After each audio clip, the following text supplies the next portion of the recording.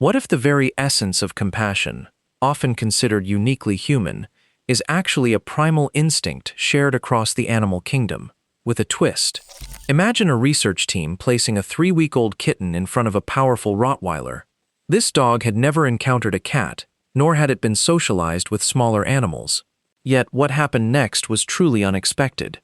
The Rottweiler gently lowered its head, lay down, and began licking the kitten with slow, careful strokes. The tiny kitten, in turn, crawled between the dog's front legs and peacefully fell asleep. The researchers wondered, did the dog somehow recognize it as a baby? They repeated the experiment, this time with a baby rabbit, then a duckling, and even an orphaned fawn. Each time, the results were identical. The dog's body language softened, its posture relaxed, and it performed gentle actions with a mouth capable of delivering a fatal bite in a single reflex. This behavior wasn't trained. There was no reward. The perplexing question for the team was how the dog knew. How could an animal with no prior exposure to any of these species instinctively recognize each one as an infant and choose not to harm it? The answer lies in a remarkable biological phenomenon. Across nearly every species, from a puppy or a human infant to a baby seal, infantile features share striking similarities. Their eyes appear disproportionately large for their heads too large for their bodies, and their foreheads often protrude. These distinctive proportions are not coincidental. They are powerful biological signals. But what exactly happens inside the brain when these signals are perceived? Researchers at the University of Oxford placed individuals in a brain scanner and presented them with images of baby faces. Within a mere 140 milliseconds, before the person had even consciously processed what they were seeing, the brain's reward center illuminated. The brain was instinctively treating these baby faces as something to approach, protect, and nurture, acting before any conscious decision could be made. The crucial insight was that this caregiving response didn't require the baby to be human. The proportions alone were sufficient to trigger it. While we can't place a wild leopard in a brain scanner, animal behavior suggests the same system is at play. This fundamental mechanism isn't exclusive to humans. It likely operates within every living mammal. Consider the case of a female leopard in Kruger National Park. After a routine hunt, she killed a baboon in a marula tree. But as the body fell, something else emerged, a baboon infant, approximately 2 weeks old. Safari guide Ryan Sobey documented the extraordinary events that unfolded over the next several hours. The leopard descended, approached the infant, and picked it up in her jaws, not with a predator's bite, but with a gentle carrying grip, applying just enough pressure to hold without breaking skin. She carried the baboon infant into a thicket, carefully set it down, and began grooming it, licking its fur with long, slow strokes. The infant instinctively crawled towards her belly, attempting to nurse, and the leopard permitted it. By morning, the infant had succumbed to exposure.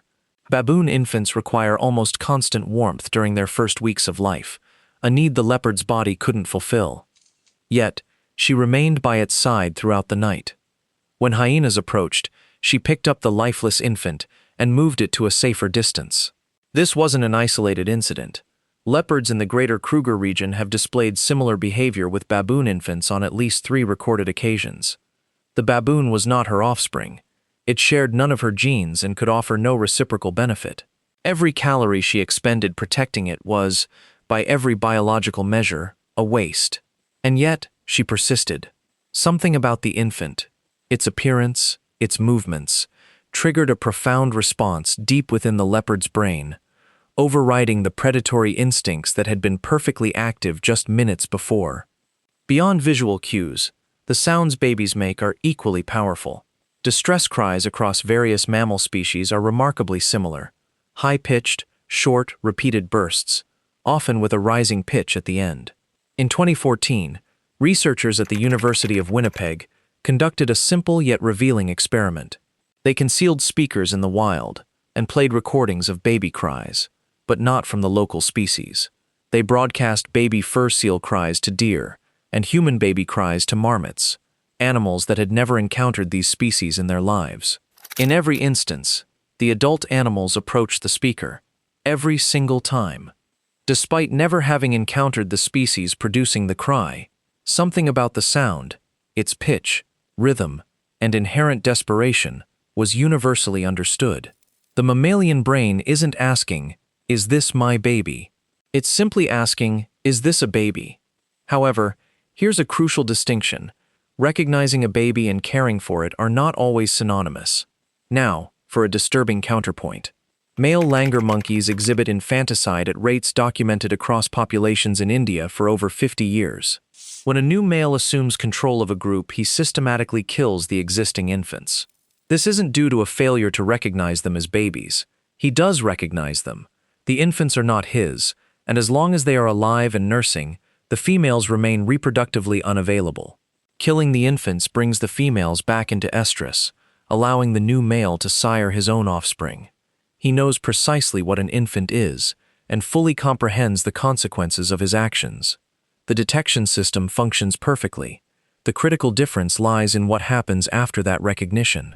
In the leopard, recognizing an infant triggers a protective response, transforming the animal into a gentle, careful, almost nurturing caregiver. But in the male langur, that identical recognition leads to a starkly different outcome. It triggers a reproductive strategy. Same detection, yet entirely opposite results. This behavior isn't unique to langurs. Male lions have been documented killing cubs after taking over a pride, dolphins observed attacking and killing calves, and bears exhibiting similar actions. In some chimpanzee populations, even females have been seen killing and consuming the infants of rival females. Such acts are only possible because these animals can accurately recognize an infant in the first place. But instead of triggering care, that recognition can, in these instances, trigger competition. Yet, there's another fascinating dimension. Primatologist Jill Pruitts observed a group of chimpanzees in Senegal adopting a young chimp from an entirely different group. Their behavior was remarkable. They groomed him, fed him, and kept him close, as if he were one of their own. Despite having no relation to any of them, and originating from a rival group, the females accepted him.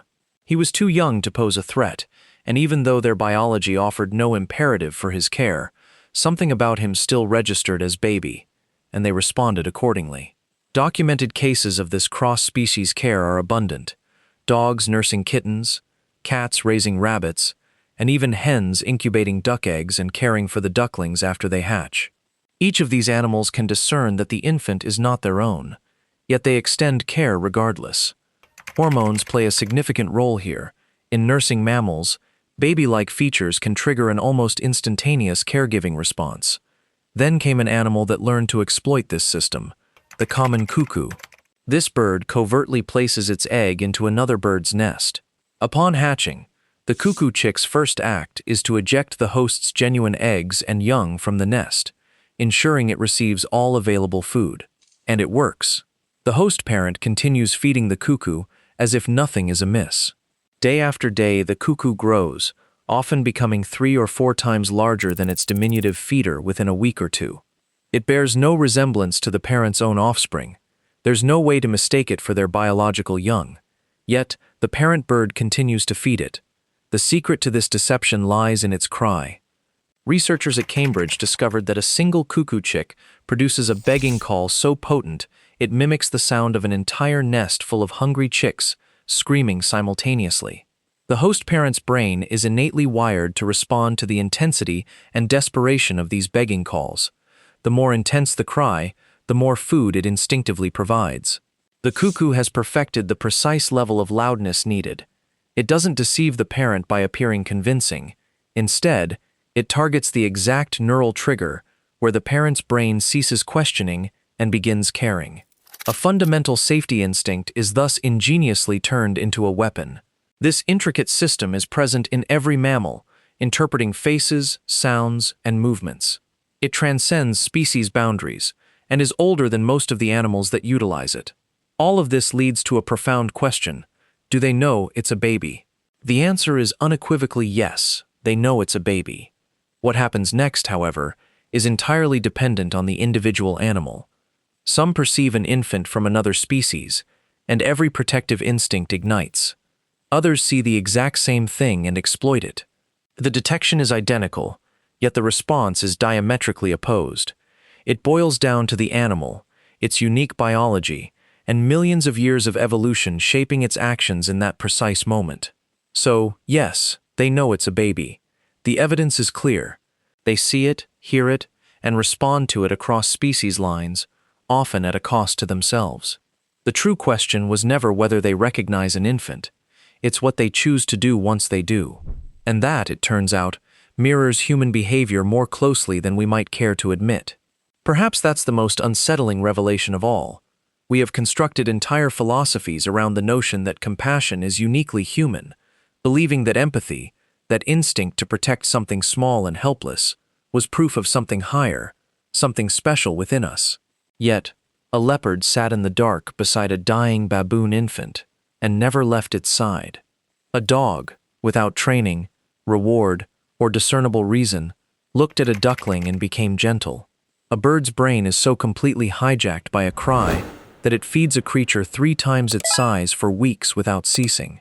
A predator turns gentle. A competitor becomes protective. An instinct that should trigger one response instead triggers its opposite. The initial detection is reliable, but what follows it is not. And that, perhaps, is the most honest truth this research has unveiled so far.